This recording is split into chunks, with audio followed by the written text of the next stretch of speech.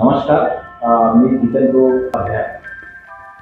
झाडीपट्टी महोत्सव 2024 हा कार्यक्रम बद्दल तुम्ही ऐकलंच असेल. आता खूप चर्चा चालू आहे.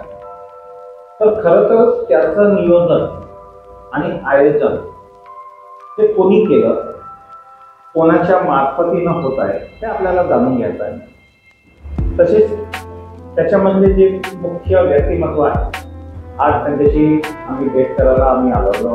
किशोर कागबतेकर हे आपल्या समोर उपस्थित आहे. सर्वप्रथम स्वागत किशोर भाऊ आपलं. वेळात वेळ दिली. आणि सर्वप्रथम मग मी बोलू इच्छितो की आपला जो आता झाडीपट्टी महोत्सव जो आहे आता 2024, म्हणजे ऍक्च्युली कसं आहे, तुम्ही या क्षेत्रात नाही आहात, झाडीपट्टीच्या क्षेत्रात नाही आहात, तरी पण तुमच्या विचारात म्हणजे तुमच्या मनात असं का आलं की आपण झाडीपट्टी महोत्सव आपण म्हणजे साजरा करायचा?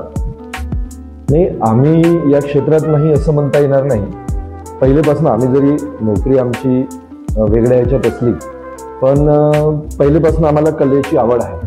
सुरुवातीच्या काळात नवभारत शाळेत असल्यापासून आम्ही नाटकं सादर केलेले आहेत, पोवाडे सादर केलेले आहेत, गाणे सादर केले आहेत, अनेक सांस्कृतिक कार्यक्रमामध्ये आम्ही सहभाग घेतला.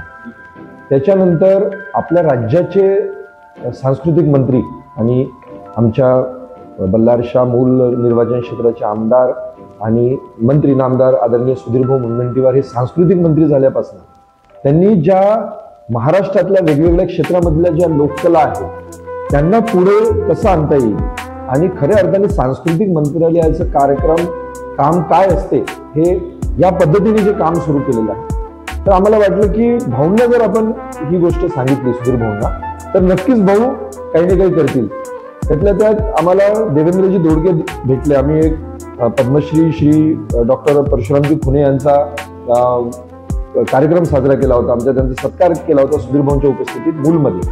तर त्याच्यानंतर देवेंद्र दोडके भेटले आम्हाला आणि देवेंद्रजींनी आम्हाला म्हणाले की भाऊ, तुम्ही सुधीर भाऊंच्या माध्यमाने एक सांस्कृतिक महोत्सव साजरा करा, झाडीपट्टी सांस्कृतिक महोत्सव साजरा करा, कारण की झाडीपट्टी ही एक थोडीशी दुर्लक्षित राहिलेली आहे. आम्ही भाऊंना हे सांगितल्यावर फक्त आम्ही सांगायचं होतं की भाऊ म्हणाले की तुम्हाला करायचं आहे, तुम्हाला सर्वांना मिळून नियोजन करायचं आहे. मी होतो, आमचे नंदूभाऊ रणदिवे आहेत, महेंद्रजी करकाडे आहेत, प्रवीण मोहर्ले आहेत, संजय मारकवार आहेत, सर्व म्हणजे बाकी अजयजी गोगुलवार आहेत, आमचे सर्व यांना त्यांनी बोलावून सांगितलं की तुम्हाला सर्वांना मिळून नियोजन करायचं आहे आणि एक बिलकुल मायन्यूटली मायक्रो प्लॅनिंग करून चांगल्यात चांगला महोत्सव साजरा करायचा. त्याच्यात आम्ही मग सर्व कामाला लागलो.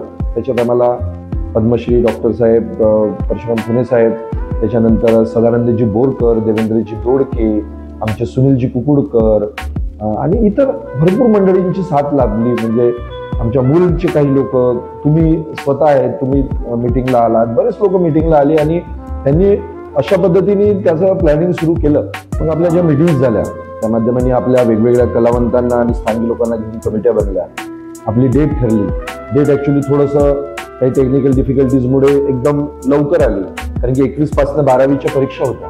मग त्याच्यामुळे आपण 18, 19 आणि 20 ही 3 दिवसीय तारीख ठरवली आणि त्याचं नियोजन केलं. आता येणाऱ्या 18 तारखेपासून हे आहे, त्याच्यामध्ये आपण वेगवेगळ्या ज्या पूर्ण झाडीच्या लोककला आहेत, म्हणजे नाटक तर आहेत पण झाडीचं साहित्य आहे, त्याच्यानंतर झाडीच्या विविध लोककला आहे, जसं खडी गंमत आहे, दंडार आहे, नाटक आहे, काही कुरमार समाजाचे काही आहेत, आपल्याकडे बंजारा समाजाचे नृत्य आहेत, अनेक म्हणजे आता काही लोककला लोप पावत चालल्या आहे, जे पोतराज आहे, तशा प्रकारच्या अनेक लोककला आपण एकत्रित करून त्या स्टेजवर कशा दाखवता येईल, त्याच्यानंतर त्याची मिरवणूक काढून लोकांना त्याची ओळख कशी निर्माण करून देण्यात येईल याचा परिचय आहे. आणि या माध्यमांनी सर्व आपले झाडीचे कलावंत एका व्यासपीठावर येणार आहेत आणि सुधीर भाऊंच्या माध्यमाने, सुधीर भाऊ कारण की सांस्कृतिक मंत्री आहेत, आपली झाडीपट्टी नेहमीच दुर्लक्षित राहिलेली आहे आणि या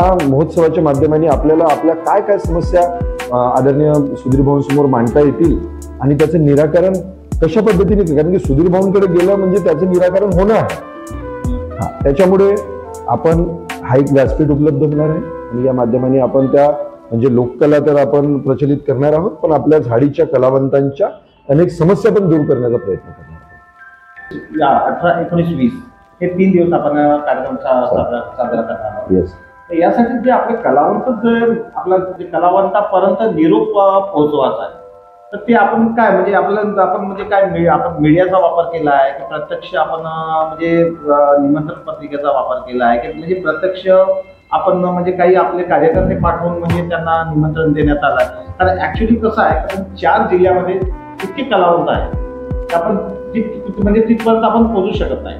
म्हणजे काही काही कलावंत असे आहे का म्हणजे जे फक्त म्हणजे आपल्या म्हणजे नावाजलेले नाही, ते म्हणजे ऍक्च्युली ते कसे आहे म्हणजे इंडिव्हिज्युअल आहे, ते प्रायव्हेट नाटकाला वगैरे जातात, ते कलावंत आहेत, ते प्रायव्हेट नाटकाला जातात. त्यांना म्हणजे आपल्यासोबत म्हणजे बोलवणं म्हणजे तुम्हाला म्हणजे अशी म्हणजे नेमकी म्हणजे कशी तयारी केली आहे की तुम्ही म्हणजे ते लहान कलाकारही आपल्या कार्यक्रमात पोहोचतात? हा विचार आपण सर्वप्रथम केला.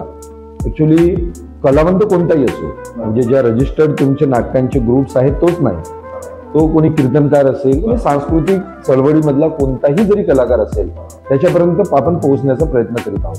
सर्वप्रथम आपण व्हॉट्सअप ग्रुप केला, एक व्हॉट्सअप ग्रुप क्रिएट केला आहे आणि त्याच्यामध्ये सर्व परिसरामधले लोक जोडलेत, सर्वांना ऍडमिन बनवलं.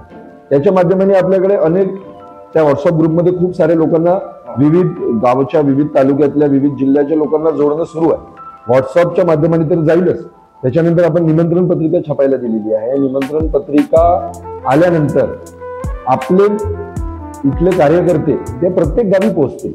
तसे त्याचे केंद्र आहेत, नवरगाव आपलं केंद्र आहे, वडसा आपलं केंद्र आहे, साकोली केंद्र आहे, लाखांदूर, नागबीड, आरमोरी, गडचिरोली, हा जो कोणता परिसर आहे त्या परिसर पूर्ण पिंजून काढून आपले कार्यकर्ते प्रत्येक कलावंताजवळ जाऊन पोहोचून त्या कार्यक्रमाची पत्रिका आणि स्वतः जाऊन निमंत्रण देण्याचा प्रयत्न करणार.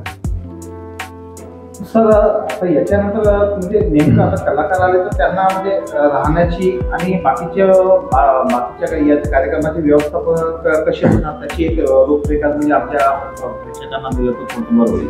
नाही, तुम्ही सर्व लोक आवर्जून या.